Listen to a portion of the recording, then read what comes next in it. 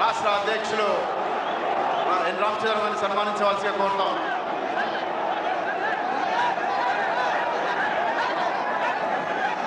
भारत माता की, भारत माता की स्वागत है, स्वागत है.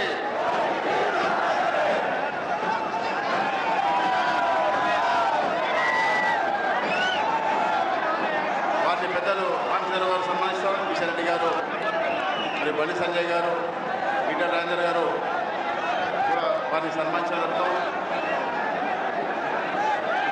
వారికి తెలంగాణ తప్పు కూడా ఇవ్వడం జరిగింది. మన దళిత నాయకుడు అశోక్ గారు వారికి యొక్క ఇవ్వడం జరుగుతుంది. భారత్ మాతా కి, భారత్ మాతా కి स्वागत है, स्वागत है.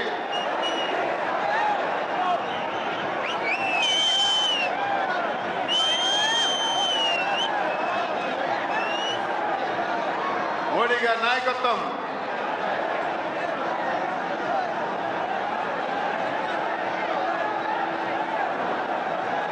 రాష్ట్ర అధ్యక్షులు పెద్దలు ఎన్ రామచంద్రరావు గారిని మాట్లాడాల్సిగా కోరుతాం.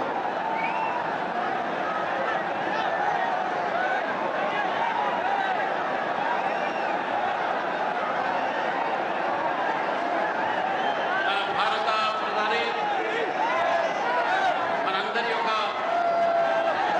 నాయకుడు, ప్రపంచంలోనే అతిపెద్ద నాయకుడుగా పేర్కొన్నటువంటి శ్రీ నరేంద్ర మోదీ గారికి, శ్రీ కిషన్ రెడ్డి గారికి, బండి సంజయ్ గారికి, డాక్టర్ లక్ష్మణ్ గారికి, డాక్టర్ డికే అరుణ గారికి, ఈటల రాజేందర్ గారికి, మరి పార్లమెంటు సభ్యులకు, ఎమ్మెల్యేలకు, ఎమ్మెల్సీలకు, పత్రికా విలేకరులకు, మిత్రులకు, ఇక్కడ విచ్చేసినటువంటి లక్షలాది మంది తెలంగాణ భారతీయ జనతా పార్టీ కార్యకర్తలకు, నాయకులకు అందరికీ కూడా పేరు పేరున నమస్కరిస్తూ, ఎంతమంది అయితే ఈ ప్రాంగణంలో ఉన్నారో దీనికన్నా డబుల్ బయట ఉన్నారు అనే విషయాన్ని మనం గుర్తించాల్సిన అవసరం ఉన్నది. ఈ సభలో వచ్చేసినటువంటి యొక్క కార్యకర్తలుగానే తెలంగాణ ప్రజలు ఈరోజు నరేంద్ర మోదీ గారికి స్వాగతం పలకటానికి లక్షలాది మందికి వచ్చినటువంటి యొక్క సందర్భంలో ఈ యొక్క ప్రాంగణంలో ఈ సభ రేపు రాబోయేటి భారతీయ జనతా పార్టీ ప్రభుత్వం అనేటువంటి సంకేతం అనే విషయాన్ని మనం గుర్తుపెట్టుకోవాలి మిత్రులారా. ఈరోజు నరేంద్ర మోదీ గారు మొట్టమొదటిసారిగా మూడోసారి ప్రధానమంత్రి అయిన తర్వాత మన రాష్ట్రానికి రావటం, వారికి ఇంత పెద్ద ఘన స్వాగతం పలకటం అనేది నేను తెలంగాణ ప్రజలకు ధన్యవాదాలు తెలుపుతా ఉన్నాను. నరేంద్ర మోదీ గారికి తెలంగాణతోని వారికి చాలా అనుబంధం. ఎందుకంటే నిజాం నుంచి మన హైదరాబాద్ స్టేట్ని ఆ రోజు మన స్వాతంత్రం పొంది భారతదేశంలో విలీనమైనటువంటి ఒక 17 సెప్టెంబర్, ఆ 17 సెప్టెంబరే నరేంద్ర మోదీ గారి యొక్క పుట్టినరోజు. కాబట్టి 17 September for Telangana is very much important because both our Prime Minister's birthday is also falling on the same day. కాబట్టి తెలంగాణ ప్రజల తరపు నుంచే వారికి నేను ప్రత్యేకమైన ధన్యవాదాలు తెలుపుతా ఉన్నాను. ఈరోజు అభివృద్ధి కార్యక్రమాల్లో 9,700 కోట్ల రూపాయలతో ఉన్నటువంటి ఒక ప్రాజెక్టుని రాష్ట్రానికి అదేవిధంగా దేశానికి అంకితం చేశారు. భారతీయ జనతా పార్టీ తెలంగాణ తరఫు నుంచే వారికి స్వాగతం పలుకుతూ 2 విషయాలు మీ అందరికీ తెలియజేస్తా ఉన్నాను మిత్రులారా. ఈరోజు ఈ తెలంగాణలో మన ఒక పోరాటము జాతి వ్యతిరేకమైనటువంటి శక్తుల వ్యతిరేకంగా పోరాటం. భారతదేశంలో ఆనాడు నక్సలిజం, నక్సలైట్స్ ఆ రోజు భారతీయ జనతా పార్టీ కార్యకర్తల్ని, ఏబీవీపీ కార్యకర్తలనేటువంటిగా హతమార్చిన విషయాలు మనకు తెలుసు. కానీ ఈరోజు భారతదేశం మొత్తం కూడా Naxalites Mukt Bharat, left wing అయితే ముక్త్ భారత్గా ఈరోజు ఉందో దానికి ఘనత ఈరోజు నరేంద్ర మోదీ గారికి. కాబట్టి ఆ ఒక పోరాటాన్ని ఈరోజు మనం జాతీయ శక్తిగా, దేశ వ్యతిరేక శక్తులతో మనం పోరాడుతూ ఉన్నాం. దేశాన్ని దక్షిణాదిగా ఉత్తరాదిగా విభజించేటటువంటి రాజకీయ పార్టీలతో మనం పోరాడుతూ ఉన్నాం. కుటుంబ ఒక పరిపాలనతో ఈ రాష్ట్రాన్ని దోచుకున్నటువంటి శక్తులతో మనం పోరాడుతూ ఉన్నాం. అనేక విషయాలు మన పెద్దలు చెప్పారు కాబట్టి ఆ విషయంలో నేను పోకుండా మనందరం కూడా నరేంద్ర మోదీ గారి యొక్క సంభాషణని వినాలని, వారి యొక్క సందేశాన్ని మనం వినాలని, తెలంగాణ ప్రజలు వినాలని చెప్పి ఎదురు చూస్తున్నాం. కాబట్టి వారికి మరొకసారి నా తరఫున, భారతీయ జనతా పార్టీ తరఫున, తెలంగాణ కార్యకర్తల తరఫున, తెలంగాణ ప్రజల తరఫున వారికి స్వాగతం పలుకుతున్నాను. జై శ్రీరామ్, జై తెలంగాణ. భారత్ మాతాకి. మన ప్రియతమ నాయకులు భారత ప్రధాని శ్రీ నరేంద్ర మోడీ గారిని సభనుద్దేశించి మాట్లాడాల్సి కోరుతా ఉన్నాను. आदरणीय मोदी से मैं निवेदन करता हूं, आप सबका संबोधन करें.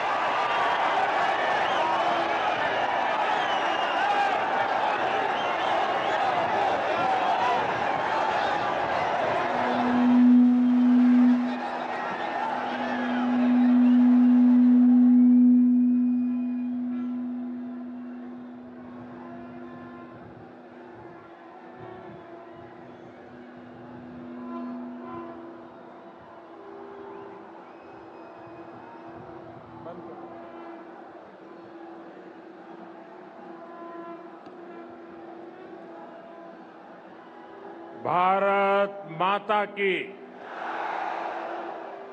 भारत माता की. मैं मेरा भाषण शुरू करूं उससे पहले मैं देख रहा हूं बहुत सारे मेरे बाल कलाकार मित्र पेंटिंग बना करके ले आए हैं.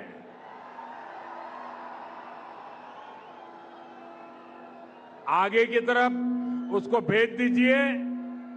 मेरे एसपी जी के साथी इसको कलेक्ट कर लेंगे और अगर पीछे आपका एड्रेस होगा तो मैं आपको चिट्ठी जरूर भेजूंगा.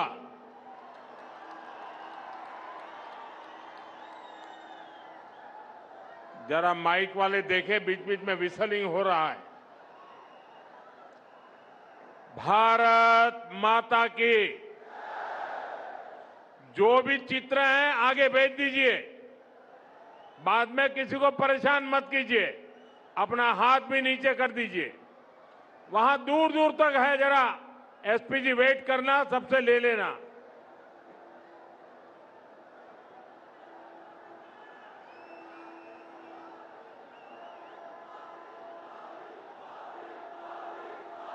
उन बच्चों को आगे मत लाइए, चित्र भेज दीजिए. बच्चों को परेशान मत कीजिए.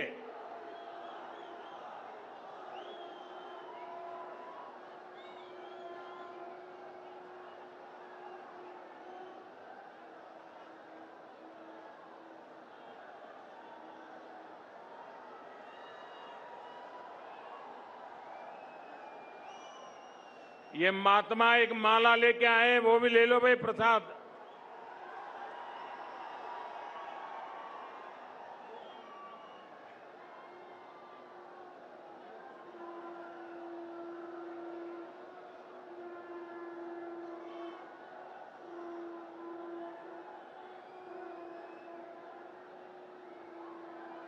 इस तरफ भी बहुत लोग लेकर कुछ न कुछ आए हैं.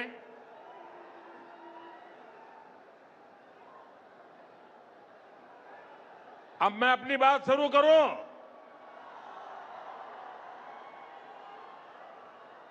ये जो चित्र लेकर के आए अपना हाथ नीचे करें ताकि पीछे वालों को परेशानी ना हो.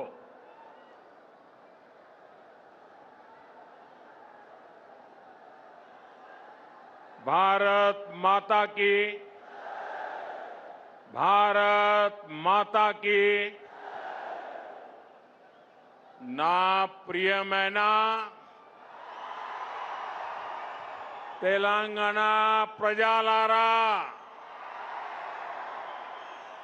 మీ అందరికీ హృదయపూర్వక शुभकांक्षालु. साथियों, कल मैं बंगाल में था.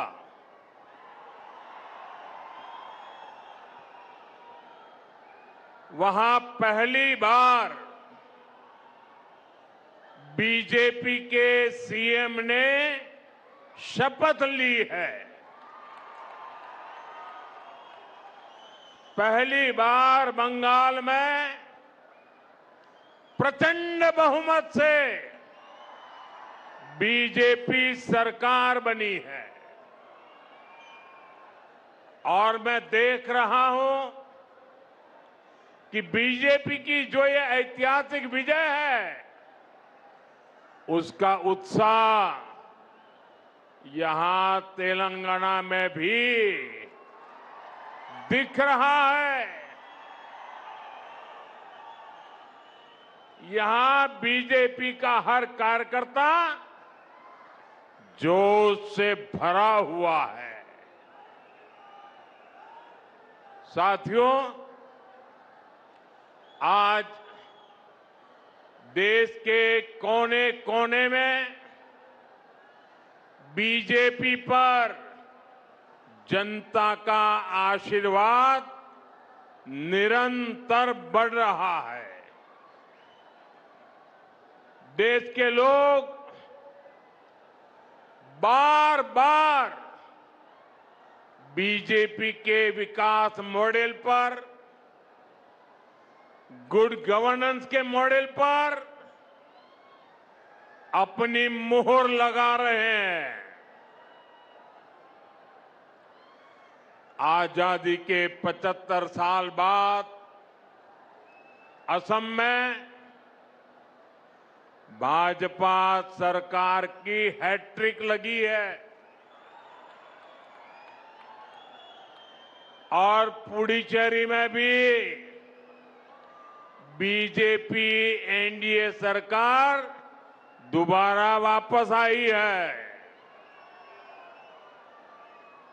भाजपा की ऐसी जीत के बाद मैं तेलंगाना में के लोगों की भावनाएं भी देख रहा हूं। तेलंगाना में हर कोई एक ही बात कह रहा है, अब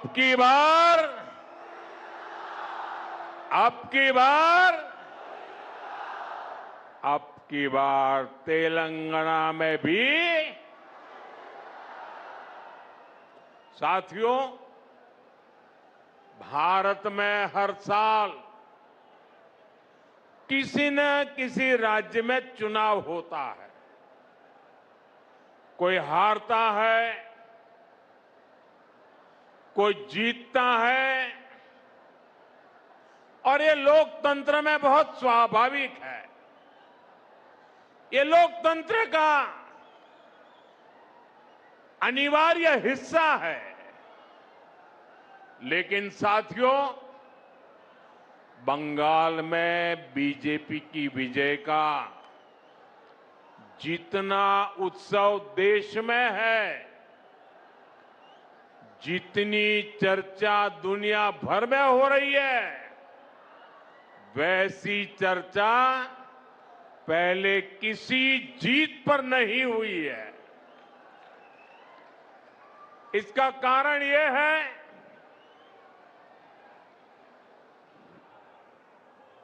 कि बंगाल में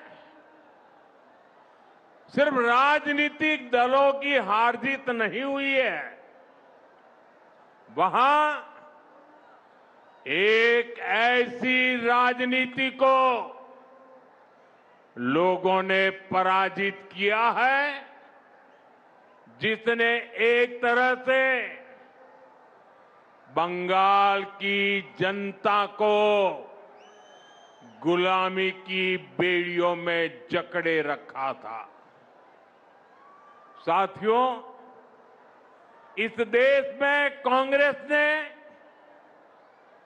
करप्शन को बढ़ाया, परिवारवाद को बढ़ाया और संवैधानिक संस्थाओं का गला घोंटने का काम किया। जब टीएमसी बनी तो उसने कांग्रेस से ये सारी बुराइयां सीख ली साथ ही लेफ्ट की भी जितनी बुरी आदतें थी वो भी टीएमसी ने अपना ली और फिर टीएमसी ने भारत की राजनीति का सबसे तिरस्कृत और खतरनाक मॉडल डेवलप किया। टीएमसी ने अपने इस तानाशाही मॉडल में बंगाल को बेड़ियों से जकड़ दिया था। अभी बंगाल की जनता ने राजनीति के ऐसे भयावह तानाशाही मॉडल को पराजित किया है और इसलिए पूरे देश में उत्सव है। ऐसा लग रहा है जैसे बंगाल के लोग बरसों के बाद अब खुले में सांस ले रहे हैं। साथियों, एक समय था जब दक्षिण से लेकर पूर्वोत्तर तक बीजेपी को हाशिए की पार्टी माना जाता था, लेकिन आज भारत का जनमानस बता रहा है विचार अगर राष्ट्र के लिए हो तो उसकी हुंकार को कोई सीमा रोक नहीं पाती।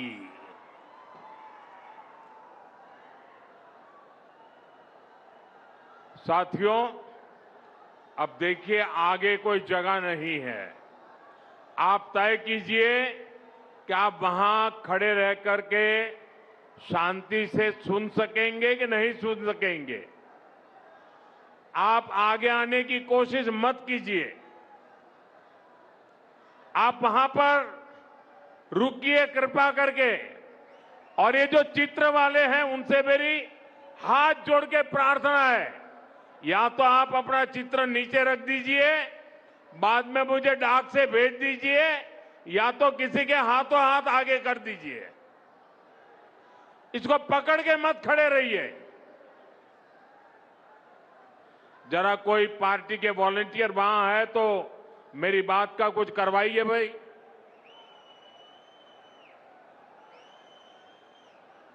क्योंकि पीछे किसी को दिखता नहीं और उसके कारण लोग आवाज कर रहे हैं।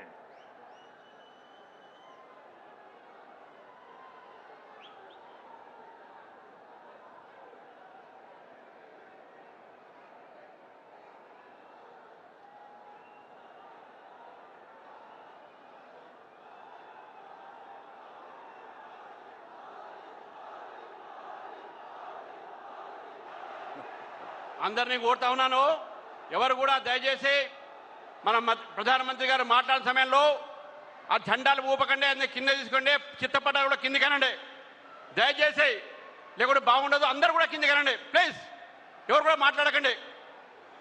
అందరూ చిత్రపటాలు కింది కనండి. ఎవరు కూడా ఫస్ట్ అదే పోస్టర్స్ కింది పెట్టండి, ఆ పోస్టర్స్ కిందికి పెట్టండి. అక్కడ ఎవరు ఉన్నారో అక్కడ పోస్టర్స్ కింది పెట్టండి. పోస్టర్స్ ఎవరు తీసేయండి. అది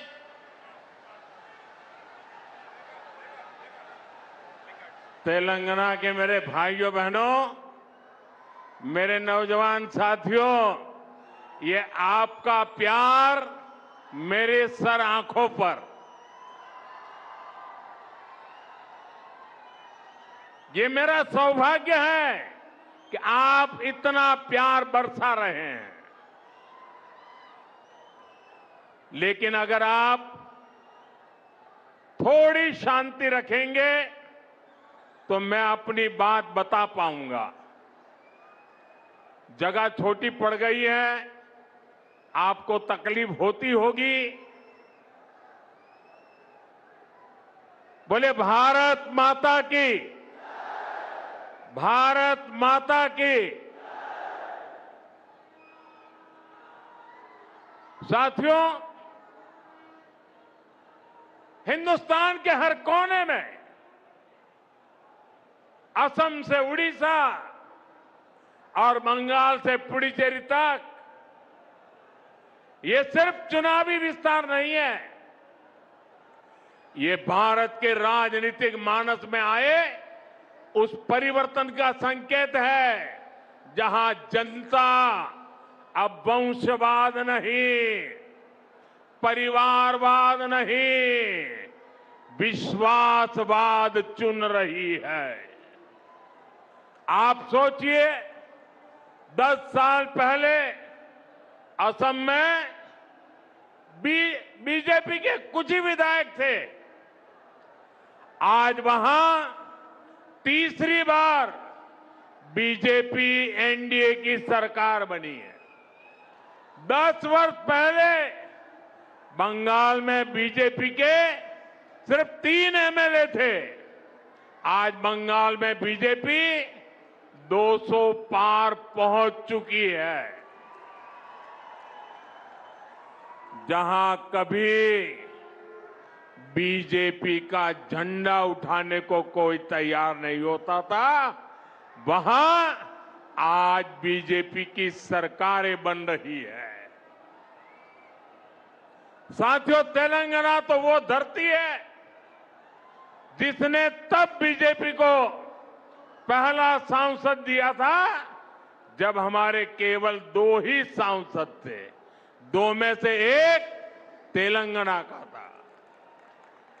जब बाकी देश में बीजेपी के प्रति उतना समर्थन नहीं था, तब भी बीजेपी को तेलंगाना का साथ मिलता था। आज तो यहां से करीब आधे सांसद बीजेपी के चुने हुए हैं। यहां हमारे अनेक विधायक हैं। मुझे तेलंगाना की जनता और यहां के बीजेपी कार्यकर्ताओं पर पूरा भरोसा है। अगली बार यहां भी प्रचंड बहुमत से अगली बार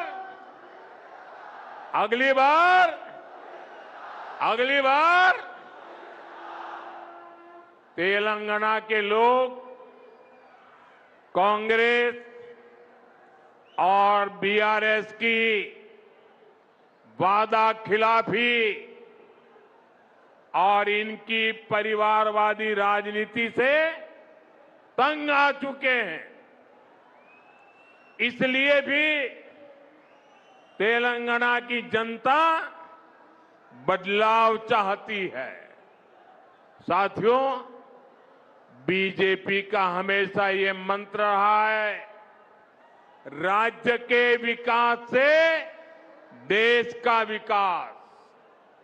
आज जब भारत विकसित होने के लक्ष्य की तरफ तेजी से आगे बढ़ रहा है, तो तेलंगाना की भूमिका भी बहुत बड़ी है।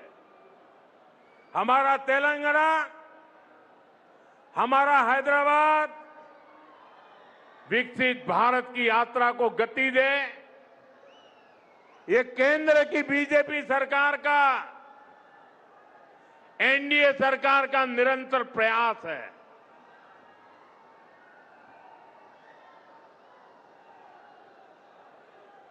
इसी मकसद के साथ थोड़ी देर पहले मुझे हजारों करोड़ रुपए के प्रोजेक्ट्स का शिलान्यास करने का अवसर मिला।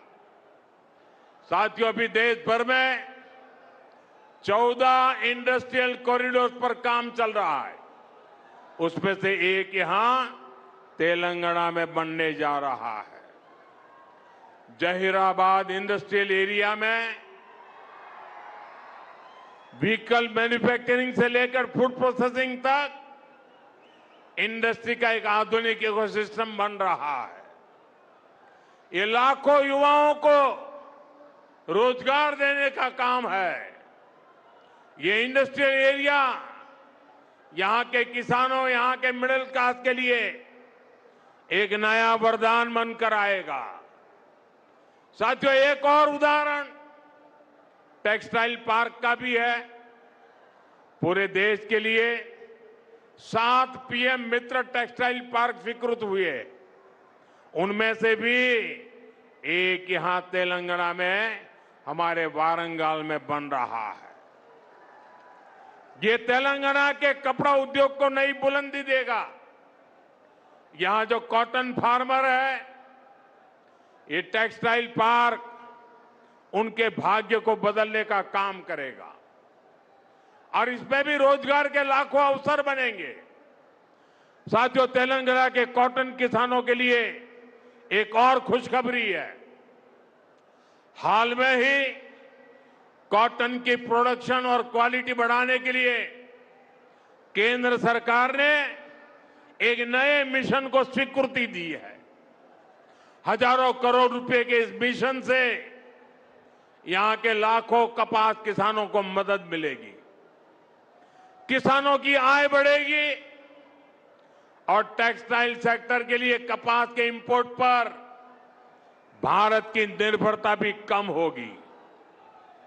साथियों, बीजेपी का फोकस विकास पर, रोजगार निर्माण पर है, लेकिन कांग्रेस यहां क्या कर रही है, ये आप अच्छे से देख रहे हैं। देश के सिर्फ 3 राज्यों में ही अभी कांग्रेस के मुख्यमंत्री बचे हैं। सिर्फ 3 राज्य। कांग्रेस कहीं भी हो, इनका एक ही मॉडल है, पहले झूठ बोलो और फिर भूल जाओ। चुनाव जीतने के लिए आसमान से तारे तोड़ करके लाने के वादा करते हैं और सरकार बनने के बाद ये बहाने करने लगते हैं। साथियों, हिमाचल और कर्नाटका में कांग्रेस अपने वादों को भूल गई है। वहां की जनता कांग्रेस सरकार से बहुत परेशान है। यहां तेलंगाना में भी यही सब चल रहा है। साथियों, कांग्रेस की प्राथमिकता जनता की सेवा करना नहीं है। कांग्रेस अब देश बांटने वाली नफरती राजनीति का मुख्य आधार हो गई है।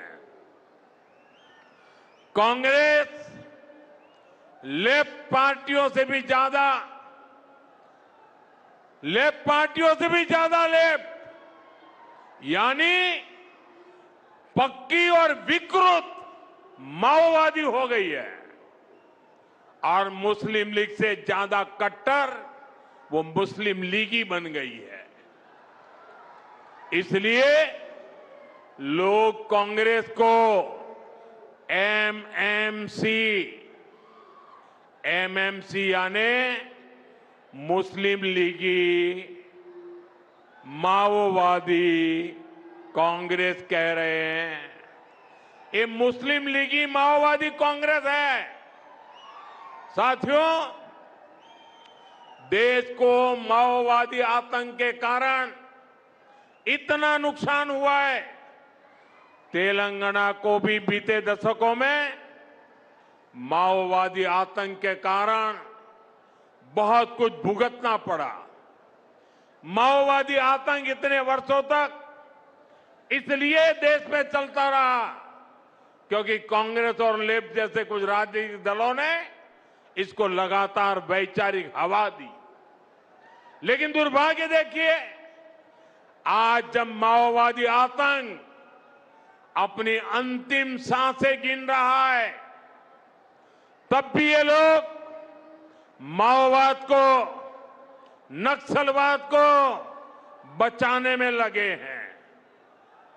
बीते 11-12 सालों में कांग्रेस के शाही परिवार ने लगातार कोशिश की है कि माओवादी आतंक के खिलाफ एक्शन न हो।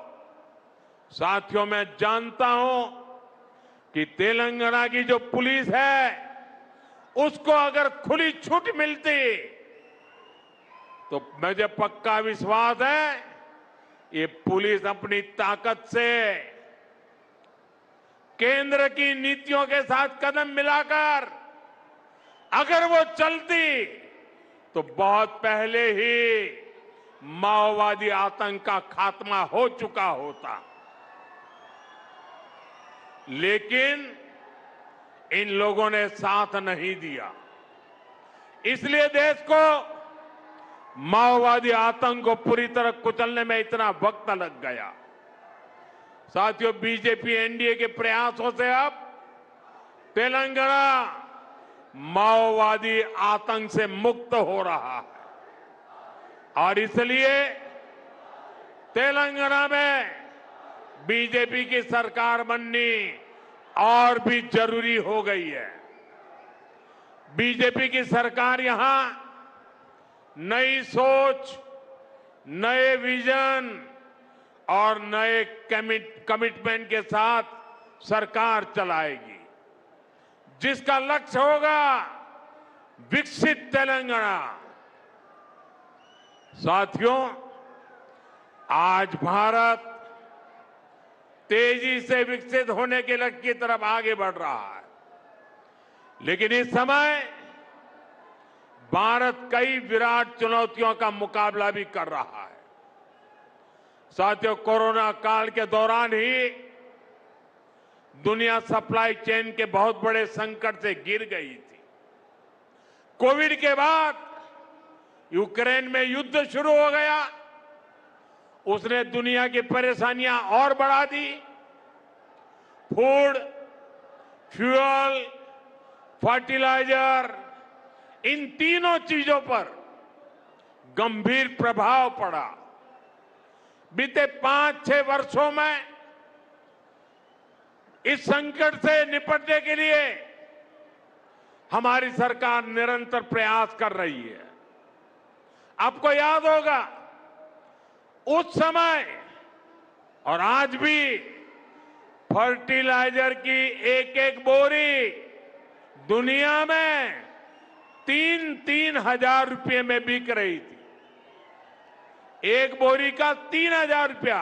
कितना? आप बताएंगे एक बोरी का कितना? आंकड़ा नहीं, बोलिए मुंह से। 3,000 रुपया एक बोरी का। कितना? एक बोरी का कितना? एक बोरी का कितना? और भारत के किसानों को वही खाद की बोरी 300 से भी कम रुपये में दी जा रही है। 3,000 के सामने 300 रुपये में। सप्लाई चेन की इन मुश्किलों के बीच पिछले 2 महीने से हमारे पड़ोस में ही इतना बड़ा युद्ध चल रहा है। इसका असर पूरी दुनिया पर पड़ा है और भारत पर तो और भी गंभीर असर हुआ है। साथियों, भारत के पास बड़े बड़े तेल के कुएं नहीं है। हमें अपनी जरूरत का पेट्रोल, डीजल, गैस, ये सब बहुत बड़ी मात्रा में दुनिया के दूसरे देशों से, बाहर से मंगाना पड़ता है। युद्ध की वजह से पूरी दुनिया में पेट्रोल, डीजल, गैस और फर्टिलाइजर के दाम बहुत अधिक बढ़ चुके हैं, आसमान को भी पार कर गए हैं। अड़ोस पड़ोस में देशों में क्या हाल है वो तो अखबारों में आता है।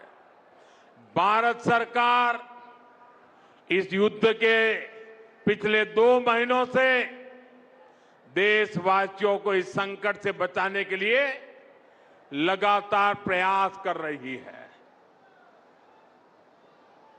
नागरिकों पर बोझ न पड़े, इसके लिए सरकार सारा बोझ सरकार खुद अपने कंधे पर उठा रही है।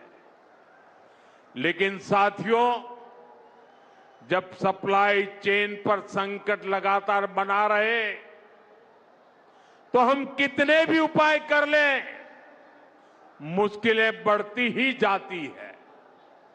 इसलिए अब देश को सर्वोपरि रखते हुए, मां भारती को सर्वोपरि रखते हुए हमें एकजुट होकर के लड़ना होगा।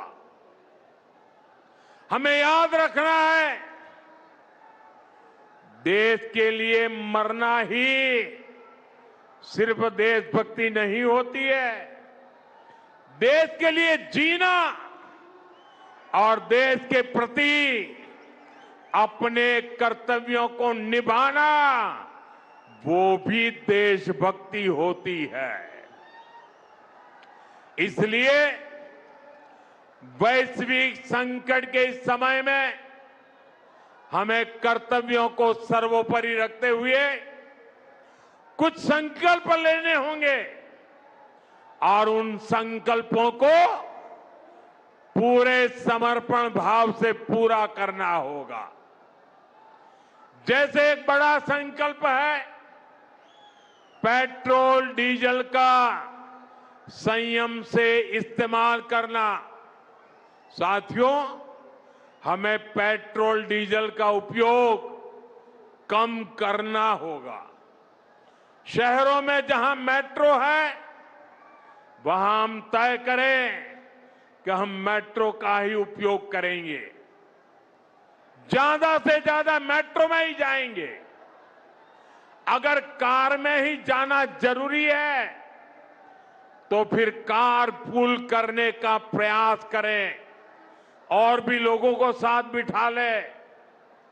अगर हमें कहीं सामान भेजना हो तो कोशिश करनी है कि वह ज्यादा से ज्यादा रेलवे गुड्स के जो ट्रेन होती है रेलवे की सर्विसेज से भेजे, ताकि इलेक्ट्रिक रेलवे होने के कारण पेट्रोल डीजल की जरूरत नहीं पड़ती है। जिन लोगों के पास इलेक्ट्रिक व्हीकल है वो भी कोशिश करें कि इलेक्ट्रिक व्हीकल का ज्यादा से ज्यादा उपयोग करें। साथियों, हमने कोरोना के समय में वर्क फ्रॉम होम की, ऑनलाइन मीटिंग्स की, वीडियो कॉन्फ्रेंस की, ऐसी अनेक व्यवस्थाएं विकसित की और हमें आदत भी हो गई थी। आज समय की मांग ऐसी है कि उन व्यवस्थाओं को हम फिर से शुरू करें तो वो देश हित में होगा। Work from home, online conferences, virtual meetings, इनको हमें फिर से प्राथमिकता देनी है। साथियों, आज जो संकट है उसमें हमें विदेशी मुद्रा बचाने पर भी बहुत जोर देना होगा, क्योंकि दुनिया में पेट्रोल डीजल इतना ज्यादा महंगा हो गया है, पहले से कई गुना ज्यादा कीमतें बढ़ गई है। तो हम सबका दायित्व है कि पेट्रोल डीजल की खरीद पर जो विदेशी मुद्रा खर्च होती है, पेट्रोल डीजल बचाकर हमें वो मुद्रा भी बचानी है। इसके लिए हमारे छोटे छोटे प्रयास भी देश की बहुत मदद कर सकते हैं। जैसे आजकल जो विदेशों में शादियों का, विदेशों में घूमने का, विदेशों में वैकेशन पर जाने का मिडिल क्लास में कल्चर बढ़ता जा रहा है। हमें तय करना होगा कि जब ये संकट का काल है और हमारी देशभक्ति हमें ललकार रही है, तो कम से कम एक साल के लिए हमें विदेशों में जाने की बातों को टालना चाहिए। भारत में बहुत सारी जगह है, वहां हम जा सकते हैं, बहुत कुछ भारत में किया जा सकता है। इस बेटी को नीचे बिठाइए, उसे थक जाएगी, उस बेटी को बिठाइए, वो थैंक यू बेटा, थैंक यू। बैठिए, आप नीचे बैठिए। मैंने देख लिया बेटा, उसको देख लिया। अब आप बैठ जाइए। हाँ, इस छोटी बच्ची को क्यों परेशान करते हो भाई? इन बच्चों को बैठने दीजिए प्लीज। बच्चों को परेशान मत कीजिए जी। साथियों, हमें विदेशी मुद्रा बचाने के जो भी रास्ते हम लोग अपना सकते हैं, हमें बचाना होगा। साथियों, गोल्ड यानी सोने की खरीद एक और पहलू है जिसमें विदेशी मुद्रा बहुत अधिक खर्च होती है। एक जमाना था जब संकट आता था, कोई युद्ध होता था, तो लोग देश हित में सोना दान दे देते थे।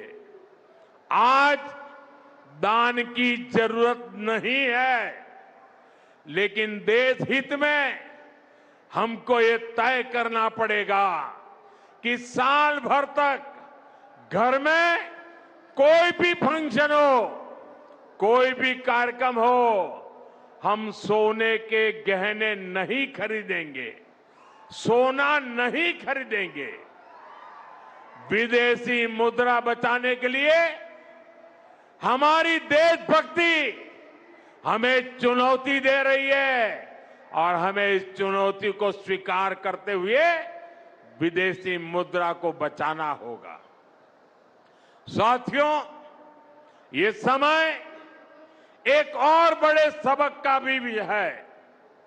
एक समय था जब हम कॉपर एक्सपोर्ट करते थे, लेकिन आज भारत के सामने स्थिति ऐसी बन गई कि अब हमें कॉपर को भी इंपोर्ट करना पड़ता है।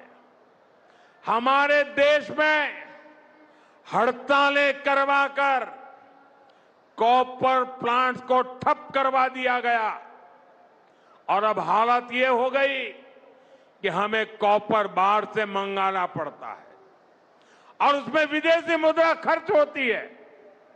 इसलिए मैं ऐसे सभी श्रमिक समूह मजदूर संगठनों से भी कहूंगा कि हमें ऐसी बातों का जरूर ध्यान रखना चाहिए। भारत को आत्मनिर्भर बनने से जो भी कदम रोकते हैं, उनमें हमें दूरी बनानी होगी और जो लोग ऐसी साजिशों में जुटे हैं, उन पर भी कड़ी नजर रखनी होगी।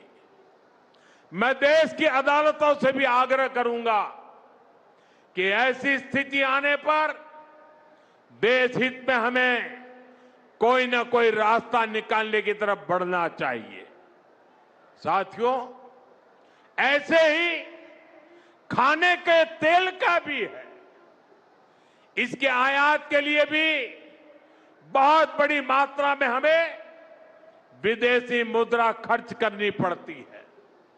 हर परिवार अगर खाने के तेल में खाने का तेल का जो उपयोग करता है, अगर वो कुछ कमी करे, मैंने बार बार कहा है 10% कम करो।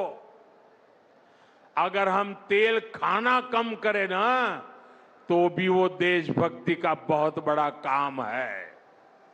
आप देश सेवा में योगदान दे सकते हैं और इससे देश सेवा भी होगी और देह सेवा भी होगी। इससे देश के खजाने का स्वास्थ्य भी सुधरेगा और परिवार के हर सदस्य का स्वास्थ्य भी अच्छा रहेगा। साथियों, विदेशी मुद्रा की खपत वाला एक और सेक्टर हमारी खेती है। हम बहुत बड़ी मात्रा में बाहर से केमिकल फर्टिलाइजर इंपोर्ट करते हैं। केमिकल फर्टिलाइजर खेती के कारण हमारी धरती मां को बहुत पीड़ा हो रही है। हमारे खेत बर्बाद हो रहे हैं।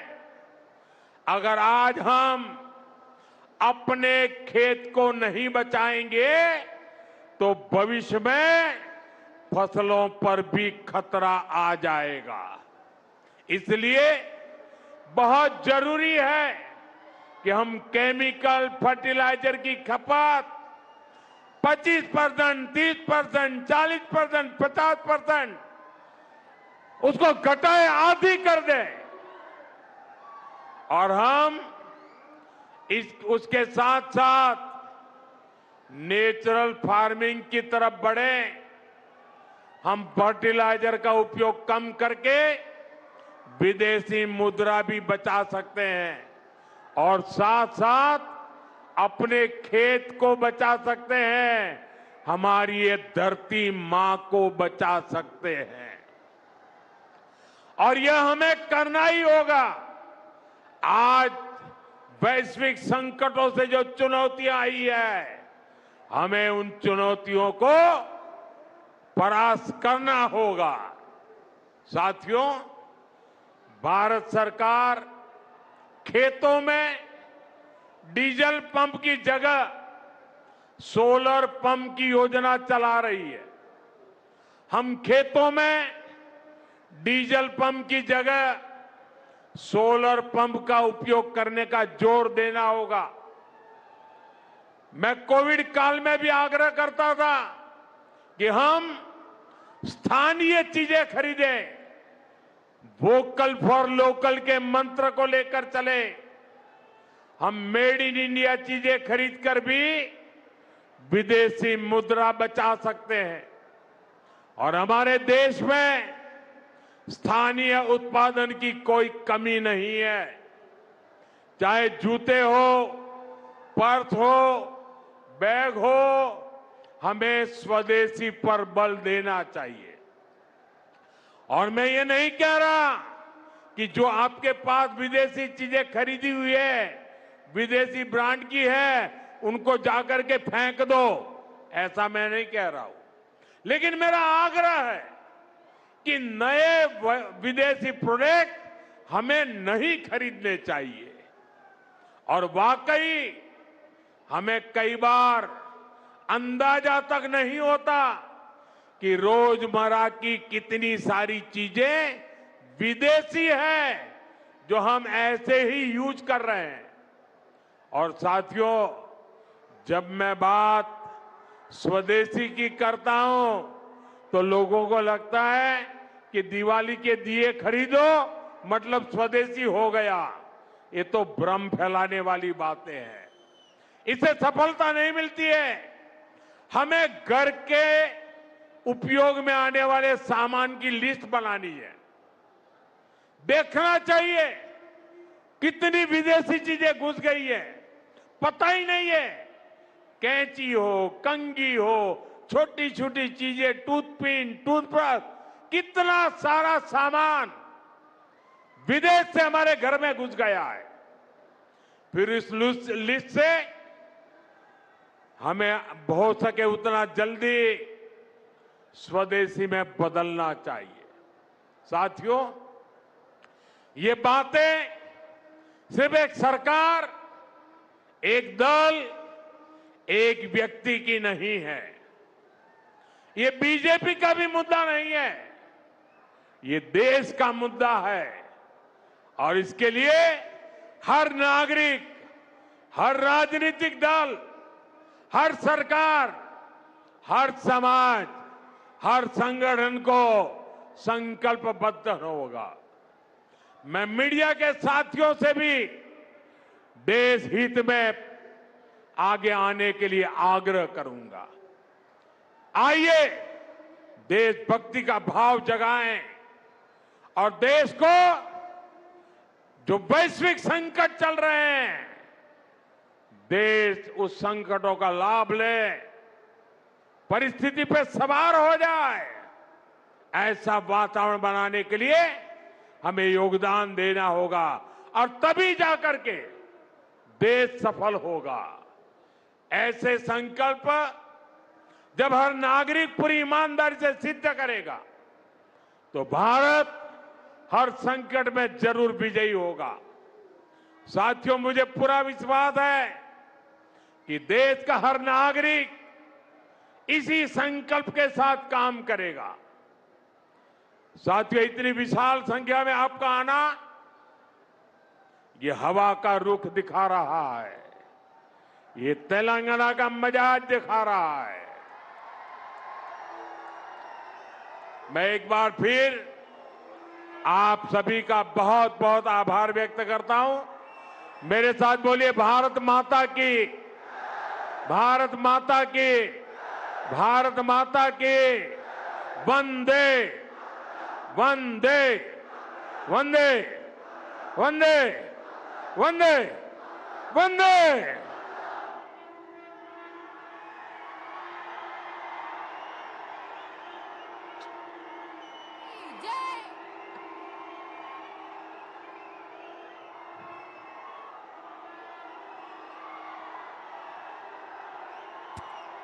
भारत माता की जय, भारत माता की जय। మన తెలంగాణకు విచ్చేసి మనందరూ కూడా మన కార్యక్రమానికి విచ్చేసిన నరేంద్ర మోడీ గారికి, అదేవిధంగా మన రాష్ట్ర అధ్యక్షులు గౌరవనీయులు అందరం కూడా ఒకసారి మోడీ గారికి లైట్లతోటి మనమందరం కూడా వారికి ధన్యవాదాలు తెలియజేయాలని మీ అందరిని కూడా కోరుతున్నాను। సెల్ ఫోన్ల ద్వారా तेलंगाना के सिकंदराबाद में